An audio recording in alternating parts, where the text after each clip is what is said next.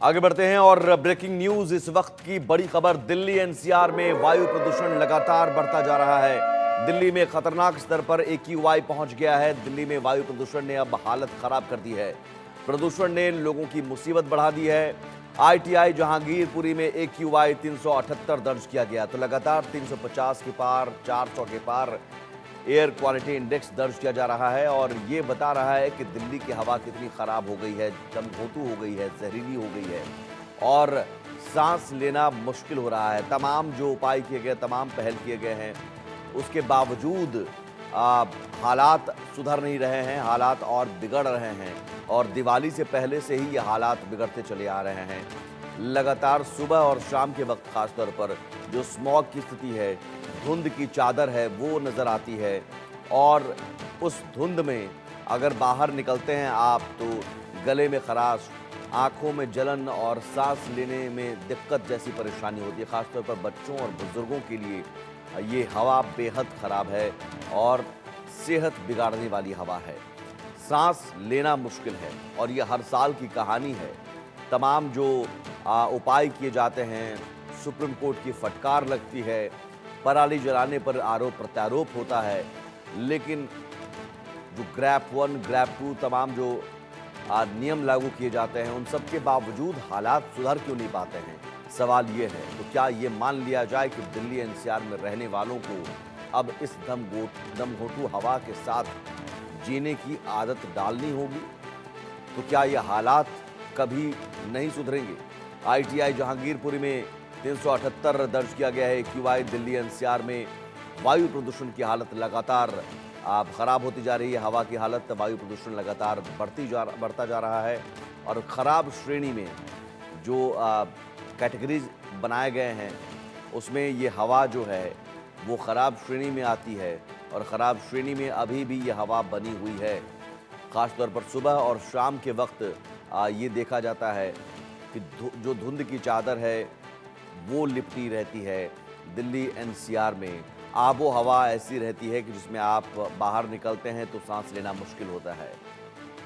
हमारे साथ ground zero से 3 संवाददाता जुड़े हुए हैं। अनिल चौधरी गाजियाबाद से, महेंद्र माही नोएडा से, आरजू सेठ दिल्ली से। आरजू, आप इस वक्त बाहर मौजूद हैं, आप क्या फील कर पा रही हैं? और सवाल ये है कि ये हालात सुधरेंगे कब?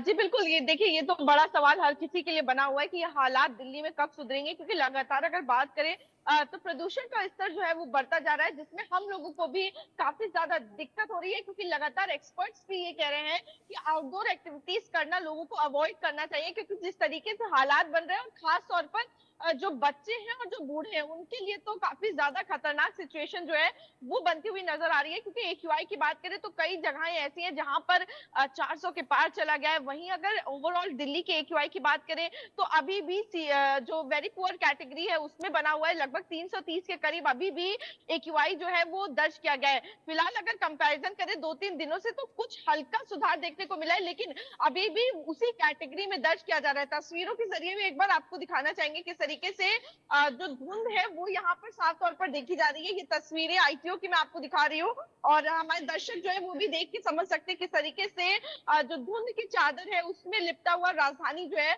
वो नजर आ रहा है। ये थिक लेयर है स्मोक की, जो प्रदूषण होता है उसकी ये लेयर है और इसका प्रकोप जो है पूरी राजधानी में देखने को मिल रहा है। इसी तरीके से जो ब्लरीनेस है, हेजीनेस है, वो पूरे इन्वायरमेंट में देखने को मिल रही है। दूसरी तरफ की भी अगर आपको तस्वीरें दिखाएं तो आप देख सकते हैं किस तरीके से ये सुबह का वक्त है, लोग अपने काम पर जा रहे हैं और उस बीच इस तरीके की परिस्थिति जब होती है तो हम जब लोगों से बात भी करते हैं तो ये बताते हैं वो लोग कि किस तरीके से उनको ड्राइव करने में भी मॉर्निंग के टाइम पे बेहद ज्यादा मुश्किल होती है।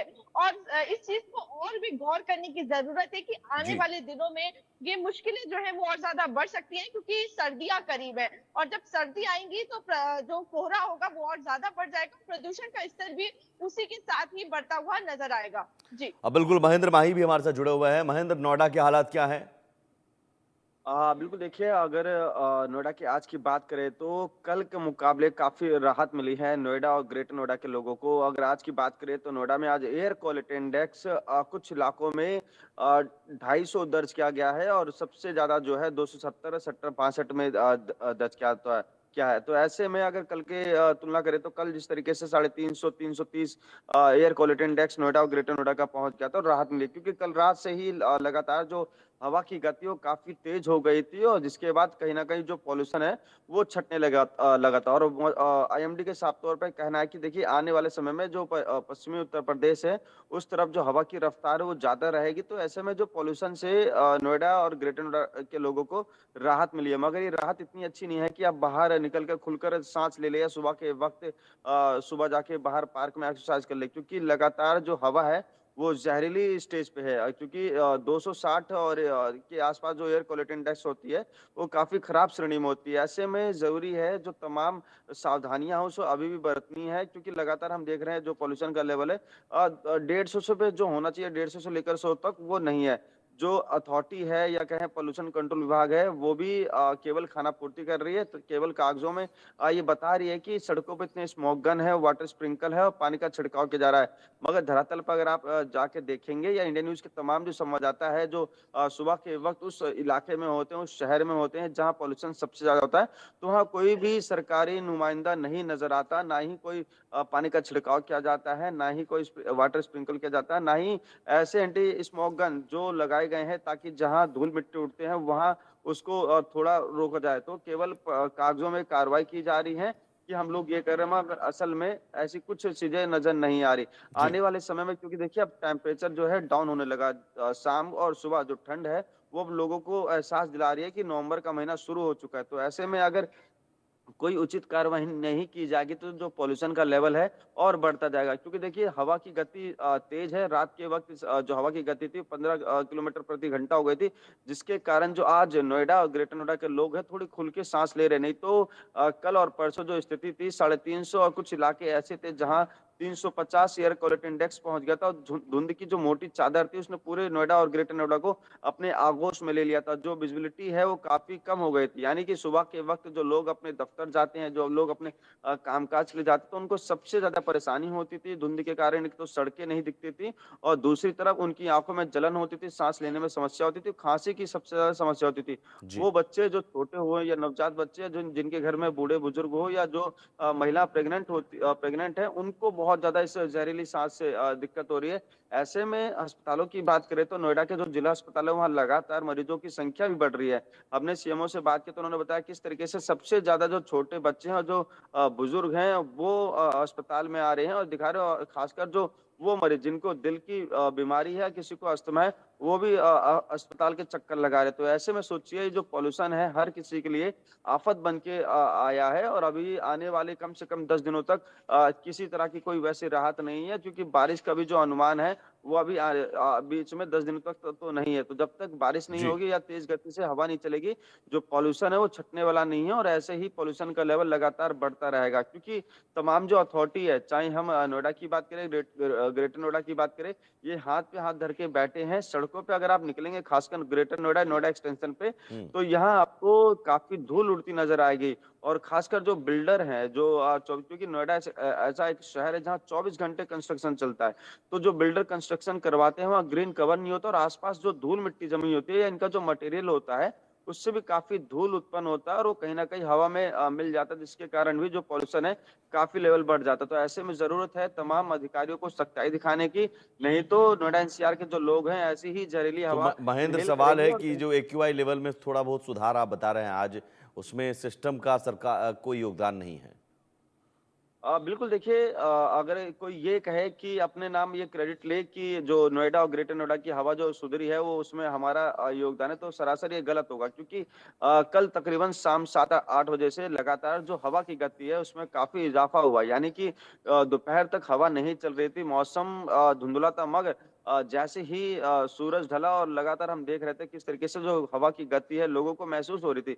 जो टेम्परेचर शाम तक 26 था वो अचानक 23-24 पे पहुँच गया, और जो हवा की गति थी वो तेज़ हो गई थी, जिसके कारण जो पॉल्यूशन था, यानी कि जो धुंध की मोटी चादर छाई थी पूरे आसमान में और पूरे जी। नोएडा एनसीआर में, वो कम हो गई थी। तो ऐसे में लोगों ने थोड़ी बहुत साँस ली, क्योंकि कल रविवार भी था और आज हर कोई अपने दफ्तर जाएगा, तो ऐसे में कहीं न कहीं जो वाहनों की संख्या है वो भी सड़कों पे बढ़ेगी। तो दोपहर से शाम तक जो सिचुएशन होती है बहुत ज़्यादा अलार्मिंग होती है, यानी कि बहुत ज़्यादा खतरे के निशान पे होती है। ठीक तो है। कोशिश करें जो लोग ऐसे हॉटस्पॉट एरिया में रहते हैं, खासकर नोएडा में मैं आपको बता दूँ सेक्टर 62 हो गया, सेक्टर 125 सेक्टर 63 ये कुछ ऐसे एरिया हैं नोएडा में और नोएडा एक्सटेंशन और ग्रेटर नोएडा वेस्ट ये कुछ ऐसे इलाके हैं जहाँ एयर क्वालिटी इंडेक्स खतरनाक श्रेणी में होता है और यहाँ सबसे ज़्यादा धूल-मिट्टी होता है। तो कोशिश करिए अगर ज़रूरी काम ना हो तो इस इलाके की ठीक है। तरफ ना जाएँ और मास्क लगा के ज़रूर रखें। जी। महेंद्र आप रहिए हमारे साथ। अनिल चौधरी भी जुड़े हुए हैं गाजियाबाद से। गाजियाबाद के हालात कैसे हैं?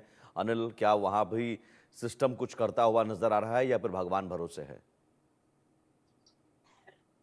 देखिए, इस खतरनाक पॉल्यूशन का सिस्टम पर तो कोई भी असर नहीं है, ना सिस्टम के पास कोई भी सॉल्यूशन पॉल्यूशन का अभी निकल पाया है। यही वजह भी है लगातार दिवाली के बाद से जो हवा है बेहद खराब श्रेणी में दर्ज की जा रही है। इस वक्त हम गाजियाबाद में ही मौजूद हैं। तस्वीरें दिखाएं उससे पहले आपको बता देते हैं एयर क्वालिटी इंडेक्स कितना है आज का। आज का एयर क्वालिटी इंडेक्स की अगर बात करें तो 390 और 300 कई इलाकों का 300 बना हुआ है, कई इलाकों का 290 भी बना हुआ है। पर कल कल की उपेक्षा की अगर बात करें तो कल की तुलना में आज काफी कम हुआ है पोल्यूशन का जो लेवल है। पर अभी इतना नहीं कह सकते हैं, राहत मिली है पर इतनी नहीं है। पर जो अधिकारी हैं वो पूरे तरीके से फेल है। ये सिर्फ जो राहत मिली है वो तेज हवाएं रात से गाजियाबाद में देखी गई हैं। तो यही वजह है कि पोल्यूशन के जो कण हैं वो जो है हवा के चलते थोड़ा कम हुए हैं। तो यही वजह है। और साथ ही तस्वीरें मैं आपको दिखाना चाहूंगा किस तरह की तस्वीरें हैं। देख सकते हैं जो ऊंची इमारतें हैं वो आज भी धुंधली सी दिखाई दे रही हैं। पोल्यूशन जो है लेवल कम हुआ है पर इतना भी नहीं। आप देख सकते हैं साफ तौर पर किस तरीके से धुंध सी छाई हुई है।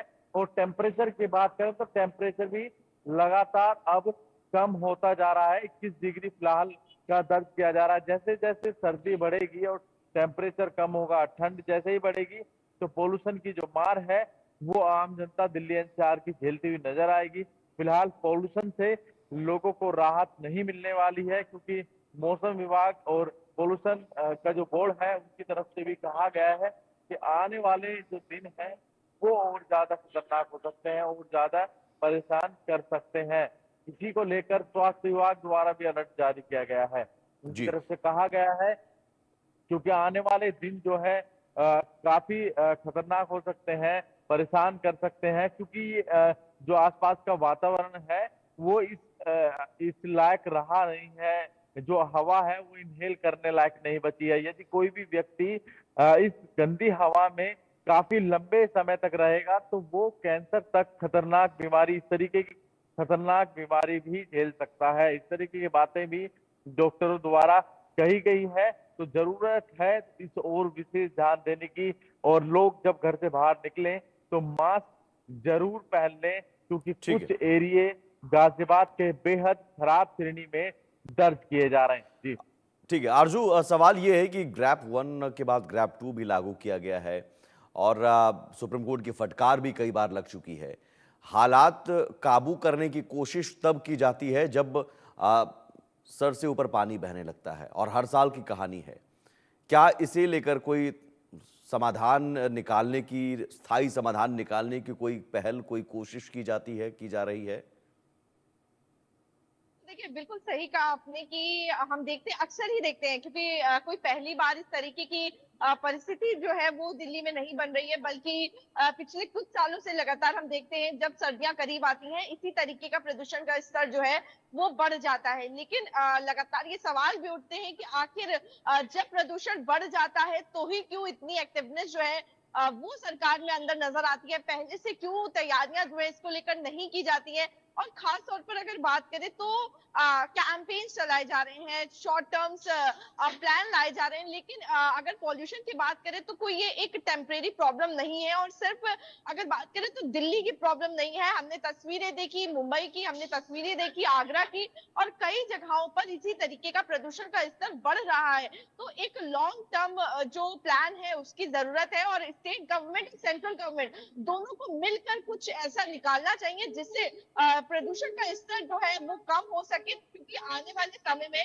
अगर इस पे काम नहीं किया गया तो बेहद ज्यादा मुश्किलें जो है वो पैदा हो जाएंगी, क्योंकि हम एग्जाम्पल जो है वो अपने आसपास के देशों से भी ले सकते हैं। लाहौर में हम देख सकते हैं किस तरीके से AQI जो है वो 2000 के करीब पहुंच गया है। और अगर हमें भी इसी को सीरियस लेते हुए काम करना जो है वो शुरू कर देना चाहिए। फिलहाल अगर बात करें तो कोशिश की जा रही है दिल्ली सरकार की तरफ से भी, सेंट्रल गवर्नमेंट की भी तरफ से, क्योंकि अगर बात करें तो दिल्ली सरकार ने तमाम टीमें जो है वो उतार रखी हैं। अगर कैंपेन्स की बात करें तो रेड लाइट ऑन गाड़ी ऑफ कैंपेन चलाया जा रहा है, open burning anti open burning campaign जो है वो भी चलाया जा रहा है।